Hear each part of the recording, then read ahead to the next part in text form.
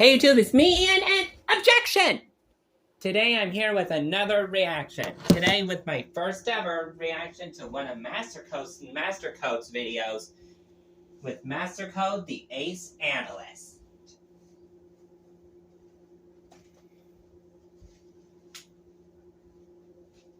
Today I'm here with Mastercode the Ace Analyst to react to his video based on the Little Woman comic, the My Little Pony comic Little Woman with Little Fillies.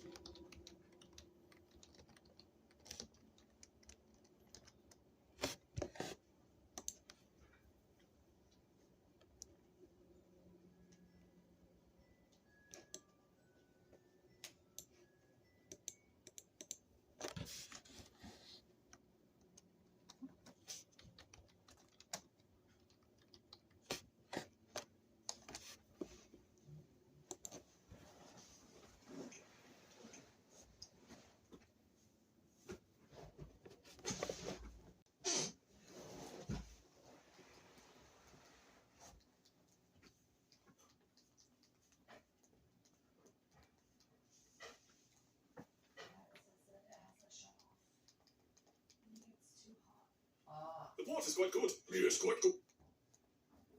The description reads, an adaptation of the classic novel Into Horses, thus comparing a 40-plus chapter coming-of-age novel, an abridged 4-issue comic payoff, or does it ruin original themes? Tune in today to find out. 3, 2, 1, go. The plot is quite good. Hello, Yes, Master quite Code good. and Judge. What year is it? The 51. Ah, delectable mercury. Oh dear, what is it? I spontaneously combusted. Oh, I am sorry. Oh, it's quite all right. I grow tired of living. Ah, very good then. All the best. Indeed. Ah, good show. Objection!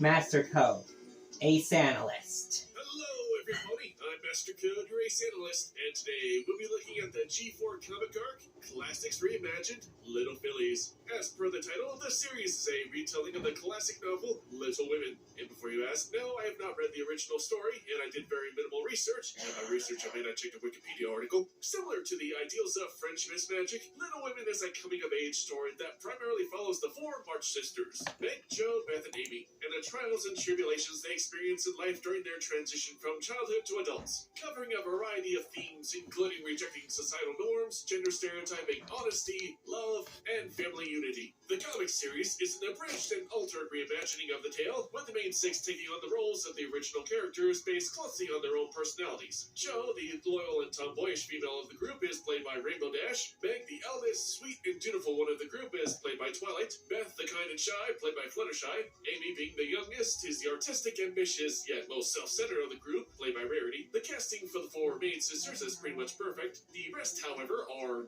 questionable. Lori, the free-spirited and charming yet cheeky boy next old chaplain during the Civil War, being portrayed by Cheese Sandwich. Huh? I get we had to shoehorn all of the main 6 into the story, but why not have Celestia as the mother figure? Even Starlight would have technically been a better choice than Pinky. And then you could have had Sunburst as the father figure, which would have been much more similar to the personality of the original character. And of course, you would have had the Starburst ship. Discord plays several roles, including the March's rich and cynical aunts, and several background characters throughout the 4-issue run. Also, Spike just kind of shows up for quick gags and ultimately feels unnecessary. Now, you don't have to have read the original novel to get what's going on. However, this 47-chapter novel is hyper-abridged, with each issue covering several chapters. Now, this does sound like a detriment at first, but based on research, the comic does hit most of the necessary points, so it's not too confusing. Now, before we dive into the story, the first thing I want to discuss is the artwork,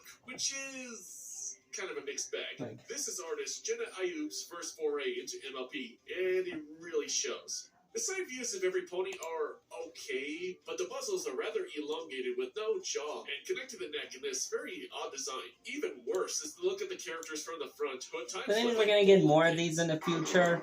The overall look at the panels. Does anyone get more of these comics in the future, like maybe an Alice in Wonderland titled story? The colors don't make this the best looking comic visually when compared to the other comics that MLP has produced. Not that it's unappealing, but it's very simplistic. With that being said, though, the emotions are conveyed rather well with some decent facial expressions, despite the odd muzzle design. So with that out of the way, let's discuss some of the various elements of the actual execution of the story. And like I said, I have not read the original novel, so I'm just going by what is presented in these comics. Now, the girls' interests and aspirations in this adaptation are pretty much parallel to their roles in the show, with some changes here and there. Twilight Meg wanting to be trained by Celestia, Rainbow Joe wanting to adventure, and even reading and writing adventure novels, and so on with the rest. The best advice I can give to the reader is to read all 4 issues at once. Just because if you read each issue month to month, like I originally did, I kind of forgot who was portraying who at times. Also, reading an abridged novel month to month kind of left me lost as well. Though what I like is usually near the beginning Dragon Ball of the Abridged. The main 6 will refer to the names of the characters they are portraying, so the writers gave us that.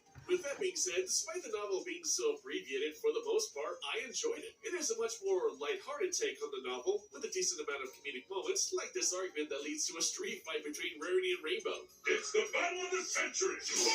Fight!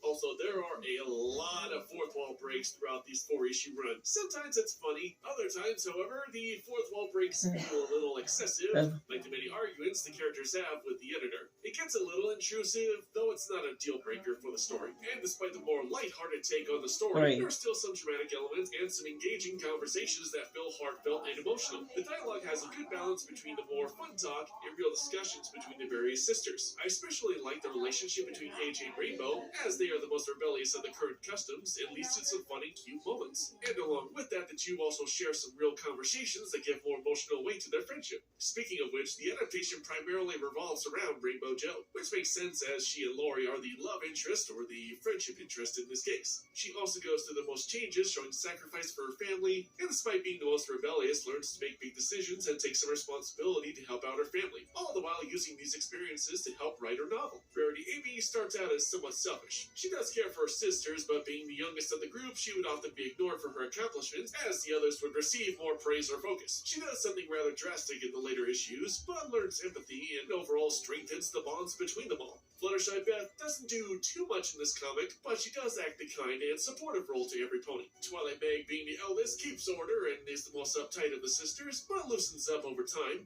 As for Pinky Marmee, she does feel out of place, but still offers some good sage advice to the other sisters. As for Discord, not much to say, but his role as Aunt March is mostly just there to add conflict or break the fourth wall with various jokes. There was also an odd choice in keeping the concept of death out of the story. Fluttershy Beth gets sick during a rainstorm and quote-unquote dies, but the Big Sur is just relaxing on a tropical island and is basically just gone for the rest of the story. I get to keep the story lighthearted, but it does kind of diminish the impact for any permanent consequences. In the end, despite these unique changes from the original story, like I said, overall it's quite good. Is it going to make you want to check out the original novel? Probably not, but as an adaptation, this story was enjoyable, the characters were likable and relatable, and while the artwork wasn't great, it looks okay. A comic series that I would recommend checking out. Well, that's it for today, guys. Until next time, and see you! Yeah, I'll probably look at that comic later on because I've been subscriber sponsored to actually look at that comic. So I'll see you guys on Atop the Third Wall to actually look at that video, that comic. Now, if there's any comics you want me to look at, you can tell me in the comments, and in the comments down below. I will pick the winner out of those comics, and I will review one of them a month. This week's winner is